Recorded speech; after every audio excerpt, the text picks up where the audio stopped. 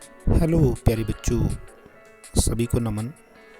चौथी कक्षा के सभी विद्यार्थियों को मैं वेलकम करता हूं, उनका स्वागत करता हूं उनके अपने चैनल आई थिंक पे। बच्चों, आशा करता हूं कि आप बिल्कुल ठीक ठाक होंगे, स्वस्थ और निरोग जीवन जो है व्यतीत कर रहे होंगे, अपने स्कूलों में जा रहे होंगे और ये भी आशा करता हूँ कि आप पूरी लगन से, मेहनत से आने वाले एग्ज़ाम की तैयारी कर रहे होंगे जो मार्च में ड्यू है। आपके साथ आपके छोटे बड़े भाई बहन, आपके माता पिता और मेरे बहुत ही रिस्पेक्टेड मेरे अध्यापक साथी, उनका स्वागत करता हूँ अपने इस वीडियो में। तो बच्चों, हिंदी के इस विषय में हम लगातार मात्राओं और जो मात्राओं के साथ लगने वाली मात्राएं हैं, उनसे बने हुए शब्दों का हम लगातार अभ्यास जो है वो कर रहे हैं। तो बच्चों, आज उसी कड़ी में हम, जैसे पिछले वीडियो में मैंने आपको अनुनासिक का प्रयोग करवाया था, आज हम इस कड़ी के आगे चलेंगे और आज हम प्रयोग करेंगे विसर्ग का प्रयोग। तो बच्चों, बहुत ही सरल है। इस मात्रा की जो उपयोगिता है, इस मात्रा को जब हम इस्तेमाल में लाएंगे तो अक्सर देखा गया है कि इस मात्रा का बहुत कम उपयोग होता है। हम भी जब हिंदी लिखते हैं तो इन मात्राओं का बहुत कम उपयोग करते हैं, लेकिन ऐसा नहीं है कि इनका उपयोग नहीं होता है। अगर आपको संपूर्ण भाषा का ज्ञान लेना है, आपको पूर्ण अभ्यास करनी है भाषा की, तो भाषा के साथ अपने अंतरिक भाव से जुड़ना है, तो विसर्ग को आपको सीखना ही होगा। तो चलिए जानते हैं कि विसर्ग क्या होता है। तो विसर्ग बेटा आपके सामने अ की मात्रा नज़र आ रही होगी। इस अ की मात्रा को आप भूल जाएं। ये याद रखें कि इसके आगे जो बिंदियां लगी हैं, जो डॉट्स लगे हैं दो, ऐसे जो डॉट लगे हैं दो, इसको ही हम विसर्ग कहते हैं। ज़्यादातर हम विसर्ग इसी को मानते हैं। और ये आता कहाँ है? जब भी आएगा किसी शब्द के मध्य में आएगा, जहाँ लास्ट में आएगा। और इसकी ध्वनि क्या रहेगी, क्योंकि हमारा ज़्यादा जोर ध्वनि के ऊपर ही रहता है कि कौन सी ध्वनि प्रज्वलित होगी, कौन सी ध्वनि हमारे मुख से बाहर आएगी। तो इस ध्वनि को लेकर के मैं आपको क्लियर करना चाहता हूँ, ध्यान से सुनिए। इस ध्वनि को मध्य में, शब्द के मध्यम में, जहाँ शब्द के आखिर में ही यूज़ होता है, ये याद रखिए। तो कैसे यूज़ होता है? जैसे आप नीचे पढ़ोगे तो आपको समझ लगेगी, लेकिन ये आवाज़ मैं आपको बताने वाला हूँ कि ये ध्वनि कैसे निकलती है। तो ये ह की ध्वनि इससे निकलती है। तो आप कहेंगे ह तो ऑलरेडी है, पहले से ही है हमारे वर्णों में। जब हम कुवर्ग च्वर्ग पढ़े थे तो उसमें ह की मात्रा भी, ह जो वर्ण था, शब्द जो अक्षर था, वो आया था। तो इसमें ह की क्या है?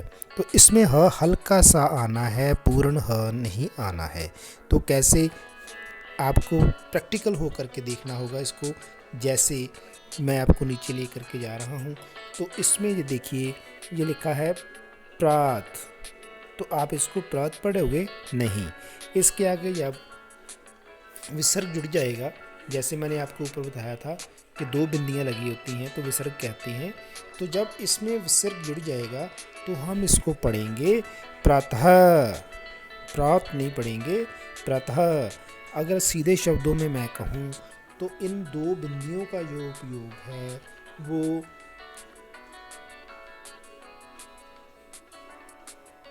ह से ही होगा। मैं नीचे हलंत लगा लेता हूँ। आधा ह की मात्रा का उपयोग जैसे होता है वैसे ही होगा, लेकिन जिसमें आधा ह का प्रयोग होता है उसको इसमें नहीं लाना है।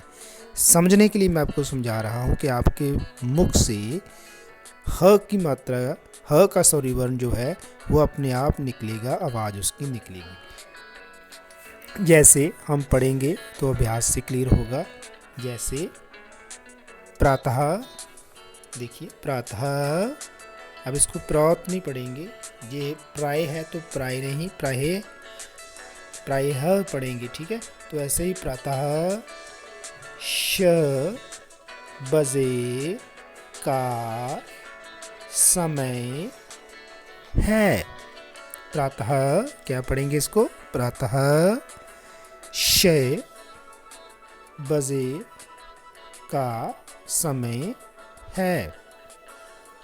हम प्रायः, अब इसको प्राय नहीं पढ़ना है, प्रायः नदी पर सैर करने जाते हैं। अब फिर से आएगा, प्रातः काल सैर करनी चाहिए। थक गए हो, शन है चलो। तो शन है क्या होता है, धीरे धीरे चलना, थोड़ा संभल के चलना, आराम से चलना। आगे पढ़ेंगे अतः, अब इसको अत नहीं पढ़ेंगे, अतः आराम कर लो, ठीक है। तो ऐसे इसका उपयोग जो है होना है। एक और वाक्य है, उसको भी देख लेंगे। किसी को दुख न दो। अब देखो, दुख सीधा बोलेंगे दुख तो नहीं बनेगा, दुख बोलेंगे, ठीक है, दुख।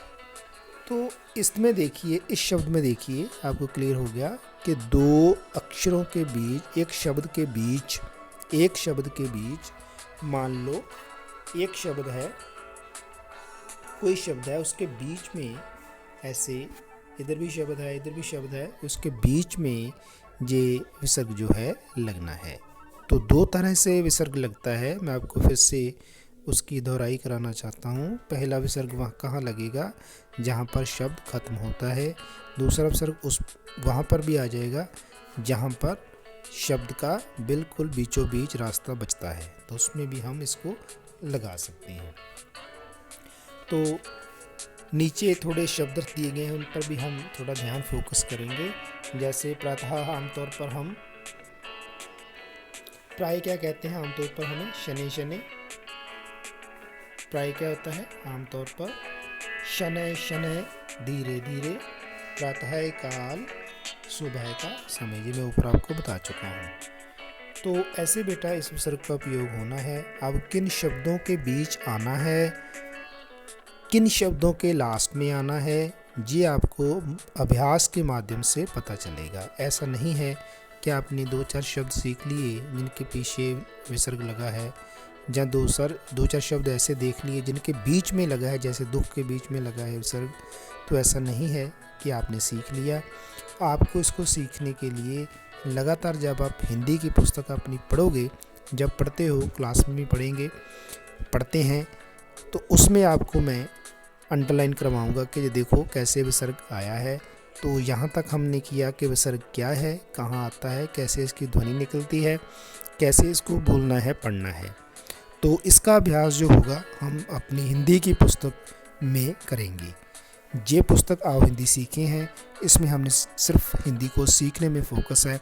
जब हिंदी अब आहिस्ता आहिस्ता पढ़ना सीख जाएंगे, जैसे ये वाक्य हमने धीरे धीरे से बोलने सीख लिए हैं, वैसे जब हिंदी की पुस्तक पढ़ेंगे तो उसमें जो शब्द जब आएंगे विसर्ग वाले, तो उनको मैं आपको नोट डाउन करवाऊँगा। मेरी विनती है, जो भी अध्यापक साथी ये वीडियो देख रहे हैं, आप हिंदी की पुस्तक पर ले जा कर के बच्चों को इन विसर्गों को क्लियर कीजिएगा। तो बच्चों, यहाँ तक ही आज हमने आपको विसर्ग बताया, बहुत सिंपल भाषा में बताया, आसान विधि के द्वारा बताया। अभ्यास जो है पुस्तक के ऊपर जा कर के इसका होगा, कुछ अभ्यास आप इन शब्दों का यहाँ पर इस पृष्ठ पर कर सकते हैं। तो आज हम यहाँ पर समाप्त करते हैं विसर्ग के ऊपर। आशा करता हूँ कि सभी बच्चों ने ध्यान से इस क्लास को, इस वीडियो को देखा होगा, विषय को समझा होगा। आगे जब चलेंगे नेक्स्ट वीडियो में तो नेक्स्ट आगे और बात करेंगे।